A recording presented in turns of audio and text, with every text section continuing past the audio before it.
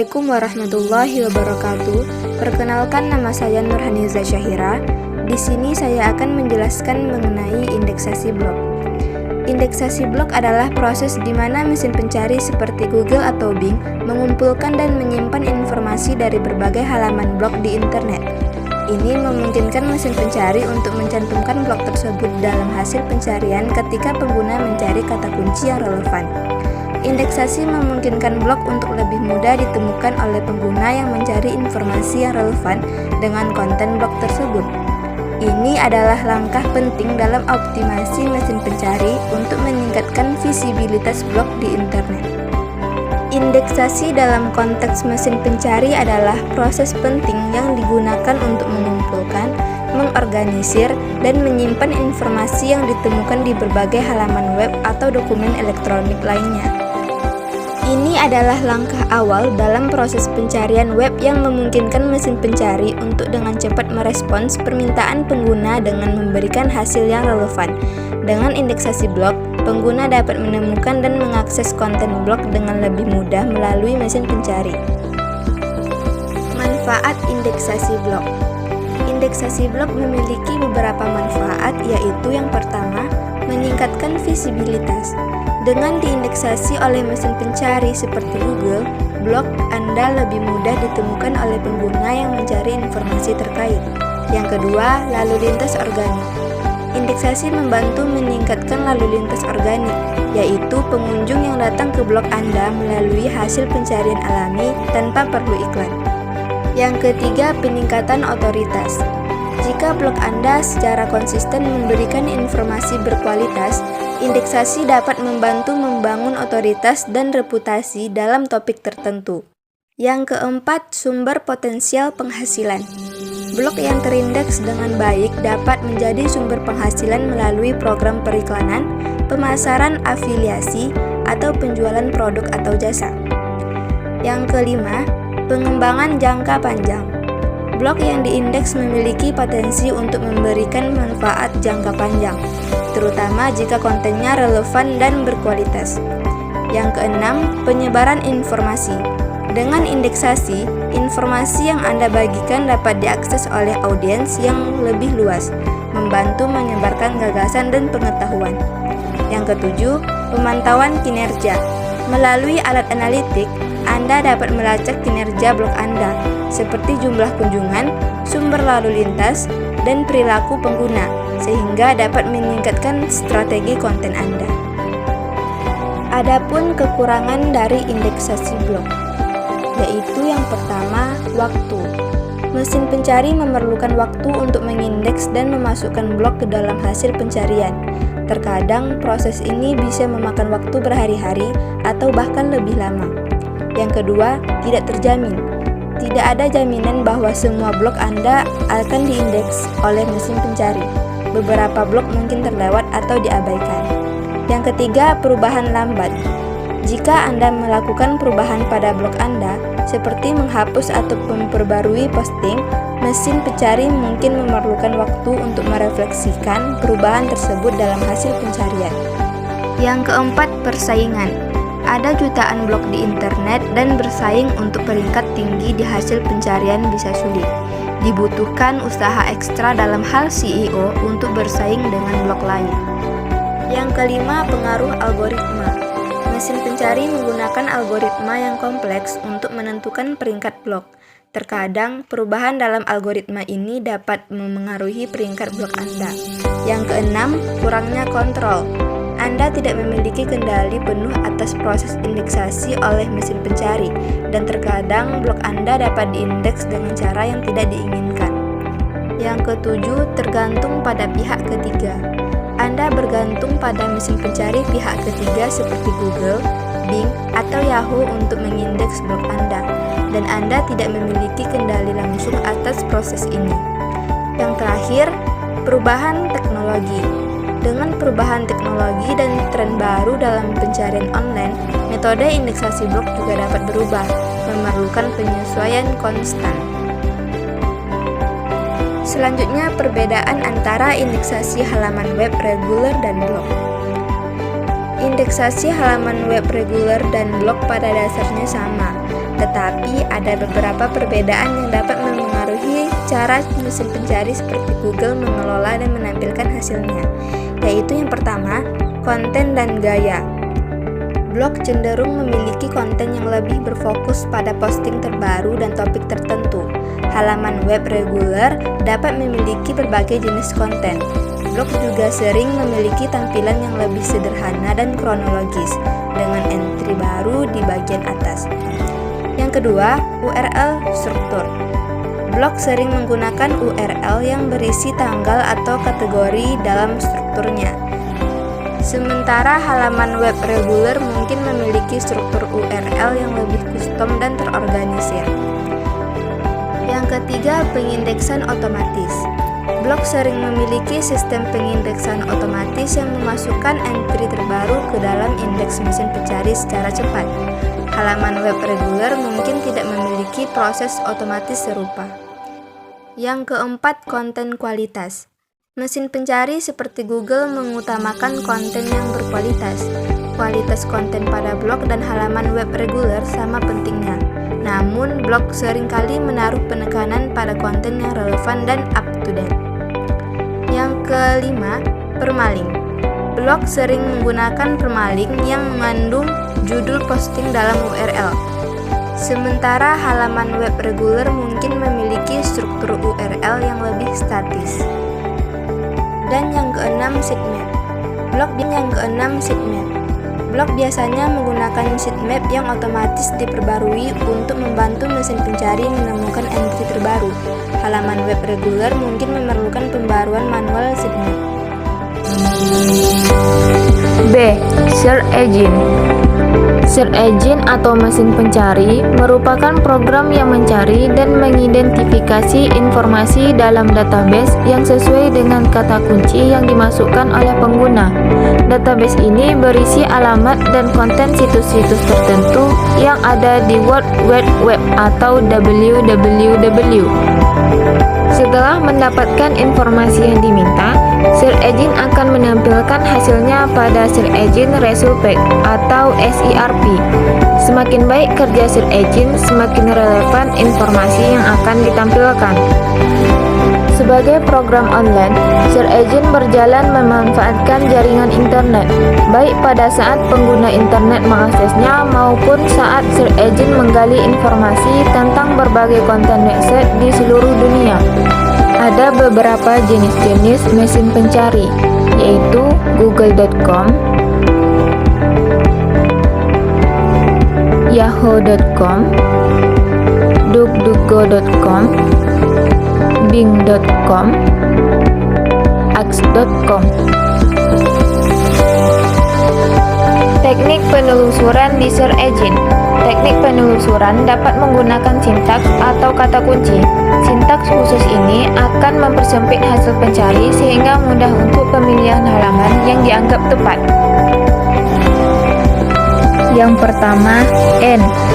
Mencari informasi yang mengandung kedua kata yang dicari. Di sini kita kasih contoh batik tulis.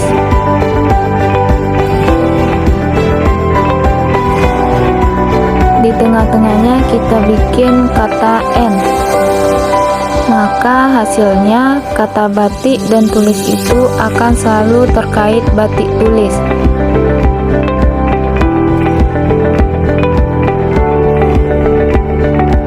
Atau kita bisa mengganti kata N menjadi tanda plus dan hasilnya sama seperti yang tadi. Yang kedua, frase. Mencari informasi yang mengandung frase yang dicari dengan menggunakan tanda kutip. Misalnya, kita akan mencari tentang simulasi ujian akhir. Tanda kutip. Nanti hasilnya seperti ini. Maka hasilnya adalah satu kata lengkap simulasi ujian akhir, tidak terputus. Yang ketiga, not. Hasil pencarian mengandung kata yang di depan, tapi tidak yang di belakang minus. Sebagai contoh, kita akan mencari informasi tentang ikan, bukan ikan buntal. Ketik di sini ikan buntal. Nah, hasilnya akan memacu pencarian ikan, tapi di sini tidak ada yang mengandung kata buntal. Manfaat search engine.